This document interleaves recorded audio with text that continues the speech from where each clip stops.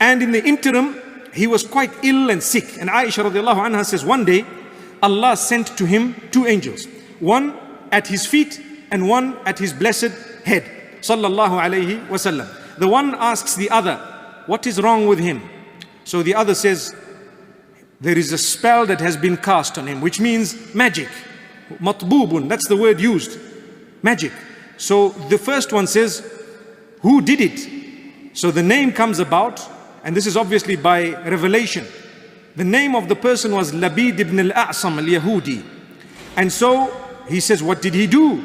So the other angel answers and he says, he took 11 strands of hair, or the hair of Muhammad sallallahu alaihi wasallam, and tied them on 11 of the teeth of the comb, and placed them under the rock in the pit of a well known as Darwan, Bi'ri Darwan. So what is the solution? In the meantime, verses of the Qur'an were revealed. Rasulullah sallallahu alaihi wasallam sent some of his companions to that well. At the pit of the well, he told them, you will find this, this, this. They found it, they brought it back to him exactly as was described. Allah says he was an example for you to follow. In order to be an example for you and I to follow, Allah made him go through certain things that he did not deserve to go through. But in order for that to be a lesson for us, to say that you as an ummah, if you follow him to the T, you will be able to achieve the protection from the same devils who tried to harm him. Sallallahu alayhi wasallam. So that was the beauty of it. And so Allah subhanahu wa ta'ala revealed 11 verses.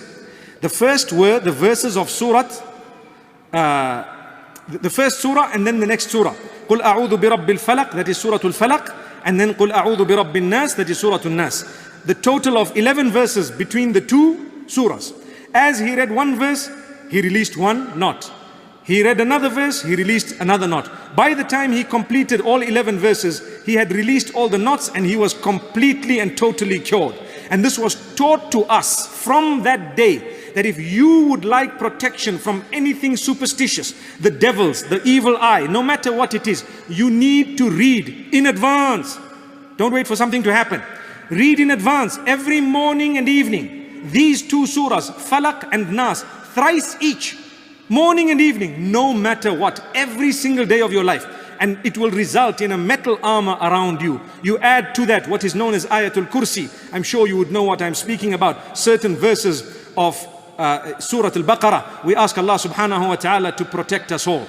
Remember, prevention is better than cure. You need to be a pure person. You need to be reading early morning and every evening without being lazy. And you will be protected. Then, if something happens to you, go and seek medical attention, inshallah. May Allah subhanahu wa ta'ala help you. Ya ayyuhalladhina amanu. You see the passage began, Ya ayyuhan nas. Remember that? All humanity. But Allah is saying, all of humanity has disappointed me. So the responsibility falls on you. Let me teach you what you will do to appreciate Allah. Here's how you appreciate Allah. Ya ayyuhalladhina amanu. Irka'u wasjudu. Make ruqyah, make sajda. What is both of these things referring to? Salat. The first act Allah teaches first He complained about humanity. You're not doing your job in appreciating me. You believers, it's your turn. You need to appreciate me. The first step in appreciating me will be Salat. Where is your Salat? How much we appreciate our Salat is a good indication of how much we appreciate Allah. How active, how vigilant we are in getting up out of bed. How lazy we feel in making it to the masjid. How lazy we feel, how bored we are when the recitation is not entertaining enough. All of those are good indicators of where we stand before Allah Azza wa Jalla. Irka'u wasjudu. Make ruku' and make sajda. And irka'u wasjudu are parts of salat, but they're also attitudes. You know, somebody who doesn't know about prayer, doesn't know about the Muslim prayer. A non-Muslim guy walks by and he sees people making salat. He's going to notice these people are standing with their head down, holding their head. They're humble before somebody. Then they put their heads down like this halfway. Wow, they got even more humble. And when they got up, what happened next? Face on the ground, they got really humble. In other words, he's noticing that there's a progression in their humility to Allah, to whoever they're worshipping.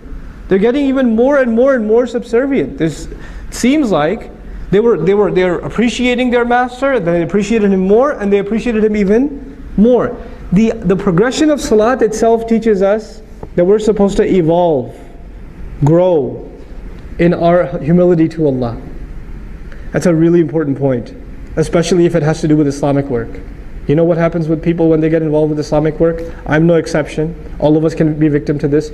The more tenured, the more experienced you get in Islamic work, the more full of yourself you get. I know what this stuff is. You're a rookie. You're a newbie. I've been a board member at the masjid for 20 years. What do these guys know? You know? I ran the MSA 2 semesters in a row. When you get experience, and you don't get more humble, you get more arrogant. Because you know, in any other job, when you have more experience, you have more credentials, you have more respect, you have more appreciation, you're worth more. Right? Allah is teaching us the exact opposite attitude. The more you grow in deen, the more humble you should get. The more humble you should get. Subhanallah. And you'll notice, it's a good check. It's a good gauge. What was Iblis's problem? Adam alayhi salam, what's on his resume? How long he's been doing surah? What kind of experience he has? He gets a promotion over me. Now imagine you're a volunteer, you're helping out at the MSA at the college or at the Sunday school, you've been volunteering for 2-3 years, and they pick a new principal for the Sunday school. You even had your inauguration speech ready, and they pick this 18-year-old kid to be the principal of the Sunday school. The story of Iblis is going to repeat itself. Ana khayrun minhu?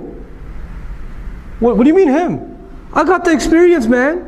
I should have been the principal. That should have come to me.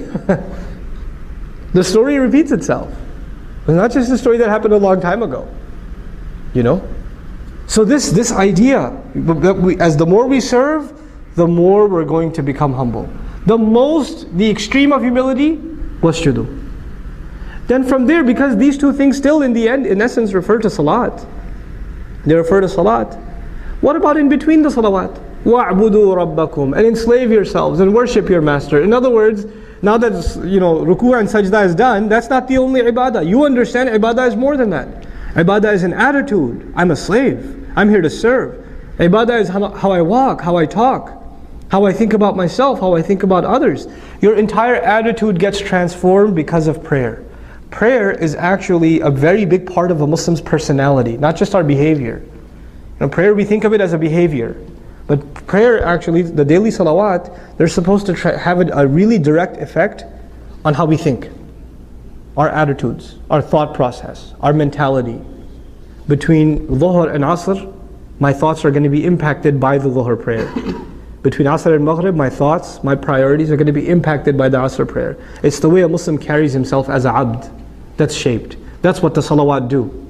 You know how pillars hold a building together? The salawat hold our day together. They hold our day together. And between hours are dictated by what quality of salat we have. Now if the salat itself becomes empty, if the salat becomes just cardiovascular exercise, this just becomes a review session for Surah Al-Ikhlas and Surah Al-Kawthar, because you don't have time for anything more. If it just becomes that, you're not going to see a change in your personality. We talk about changing the world, we can't even change our day yet. We can't even change our day yet. When you change your day, then you can change your year. That means you can change your life. At the same time, you have to make substantial gains. In that same year, you have to make substantial gains in your Qur'an. I'm still in the area of knowledge. First area was worship, second area is knowledge, right? In this knowledge, you have to make some substantial gains in your Qur'an, which, let's just say you decided this year you're going to try to memorize, I don't know, Surah Al-Kahf, let's just say. So you set a goal. For this year, I'm going to memorize Surah Al-Kahf. That means I'm going to memorize it, I'm going to study its tafsir, I'm going to read it in translation, I'm going to try to understand every word in its vocabulary. If there's a lecture series on Surah Al-Kahf, if there's a tafsir available on Surah Al-Kahf, if there's an article and paper on Surah Al-Kahf, I'm going to take it and I'm going to consume it. This is knowledge. So the first thing was worship and the second thing was knowledge. And I hope you see how I tried to fuse those two things too. Even though I kept them separate, one is helping the other. So if your knowledge is not helping your worship, I don't know if it's real knowledge. I don't know if that's real knowledge in terms of deen. In terms of deen. Then there's the third area, and that is service. There's service. And that's where you have to figure out, you have to set some time, whether it's once a week, whether it's on the weekends. You don't need the screen anyway. If it's on the weekends, whether it's, once in a month, but you have to do some kind of service, meaning help people. Those of you that have parents that have teenage children, if you can encourage that sort of activity and even take part in it with your teenage kids, it's actually most important in teenage years to engage in the activity of helping other people. That's part of what builds maturity. Because the teenage years are when our youth in general, not just Muslim youth in general are the most self-absorbed. They're really just, their world is themselves and how they look and their friends and their Facebook status or how many friends they have or whatever. That stuff becomes really important to them at that age. They become very petty. And if you can pull them out of that mindset at that age and make them care about things beyond themselves, helping other people, seeing what suffering looks like and helping with that,